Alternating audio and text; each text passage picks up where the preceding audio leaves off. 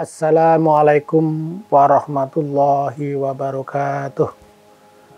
Alhamdulillahilladzi akhrajana minadz dzulumati ilan nur. Wassalatu wassalamu ala sayyidina nabiyyina wa habibina wa syafiqina wa turina wa maulana Muhammadin sallallahu alaihi wasallam. Pemirsa TV Kebumen yang berbahagia, yang dirahmati oleh Allah, dan saya yakin Bapak dan Ibu, adik-adik semuanya, pada sore hari ini kita dalam kondisi yang sangat berbahagia, dan juga kita dalam kondisi di mana sedang menjaga apa yang menjadi kewajiban kita, yaitu berpuasa di bulan Ramadan. Pada kesempatan ini saya sangat senang bisa hadir membersamai pemirsa TV Kebumen yang mungkin sedang sibuk memasak atau mungkin sedang prepare menyiapkan hidangan, sambil Bapak Ibu menyiapkan hidangan atau mungkin aktivitas kerja yang lainnya.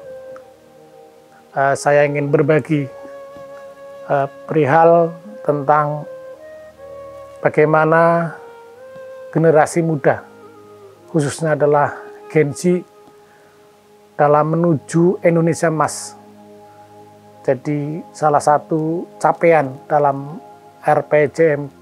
RPJP nasional, ya, itu adalah Indonesia pada tahun 2045 akan menjadi impian, yaitu Indonesia Emas, di mana Indonesia akan mencapai daya saingnya, akan mencapai kesejahteraannya, dan juga Indonesia akan bisa berkompetisi dengan negara-negara maju.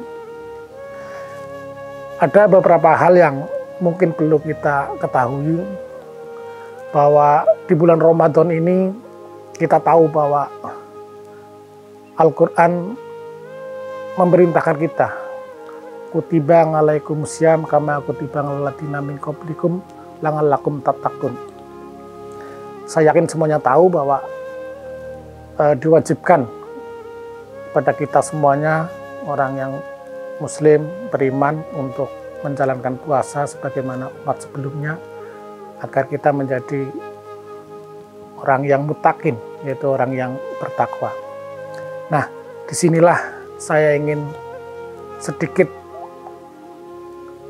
meng-highlight, menggarisbawahi sebetulnya apa itu muttaqin. Sampai hari ini banyak tafsir atau ulama-ulama yang memberikan penafsiran tentang muttaqin atau orang yang bertakwa, dan banyak ayat dalam Al-Quran itu juga menyampaikan beberapa hal terkait dengan muttaqin. Misalkan di surat Al-Hasyr, ya, ayat 18, ya ayyuhalladzina amanu taqullaha wal tandur nafsum ma qaddamat lighad, ila akhirih. Itu juga merupakan ayat yang memerintahkan kita untuk bertakwa. Nah, dari beberapa kajian-kajian yang barangkali kita bisa temukan baik dalam Al-Quran maupun hadis, muttaqin tentunya orang seringkali memahami adalah menjadi insan yang menjalankan perintah dan menghindari larangan. Setidaknya adalah orang yang sedang berusaha atau selalu berusaha bagaimana untuk selalu bertakwa, menjalankan perintah-perintah sekaligus menjauhi larangan. Nah, namun demikian saya melihat bahwa muttaqin itu bukan sekedar bagaimana kita berpuasa, bukan hanya sekedar kita sholat, bukan sekedar kita tadarus atau mungkin ibadah-ibadah mahdoh yang lainnya, tapi juga banyak ayat-ayat yang terkait dengan muttaqin ini berkaitan dengan juga perihal ghairu mahdoh atau ibadah-ibadah yang sifatnya bukan ritual syar'i yang sebagaimana diatur secara jelas gitu ya, melalui fikih-fikih, namun juga dalam ranah-ranah sosial. Nah, yang pertama saya ingin menegaskan bahwa Islam itu adalah agama yang menurut saya adalah agama pungkasan, agama terakhir ya. Yang ini sebetulnya adalah sistematis dari agama yang sebelumnya, yaitu agama Samawi ya. Kemudian ditutup dengan agama Islam, yaitu di mana dalam Al-Quran dikatakan al-yauma akmaltu lakum dinakum wa atmamtum alaikum ilahirihi ya. Dan itu jelas menggambarkan bahwa Allah telah menyempurnakan ya, Islam, agama Islam ya, sebagai agama yang perfect ya, agama yang agama yang sempurna, yang tentunya ini adalah rangkaian dari agama-agama sebelumnya. Nah, maka sebagai agama yang sempurna ya, tentunya ini membutuhkan konsekuensi pada umatnya. Ya, kita sebagai umat Nabi, umat Rasulullah, tentunya harus berkomitmen. Ketika agama kita adalah agama yang sempurna, yang perfect ya, tentunya umatnya juga harus menjadi umat yang maju ya, yang perfect ya.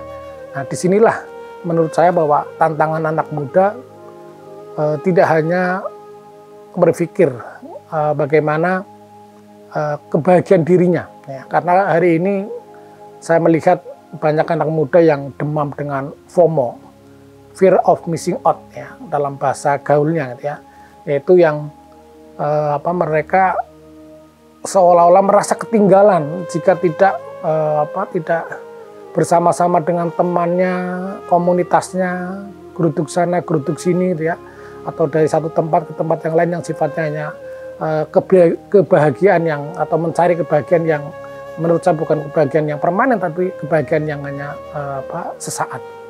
Nah, disinilah bahwa kebahagiaan itu memang penting, tapi tentunya adalah kebahagiaan yang yang betul-betul membawa ke depan bagi anak itu adalah tidak mencederai atau tidak menuju kepada alam yang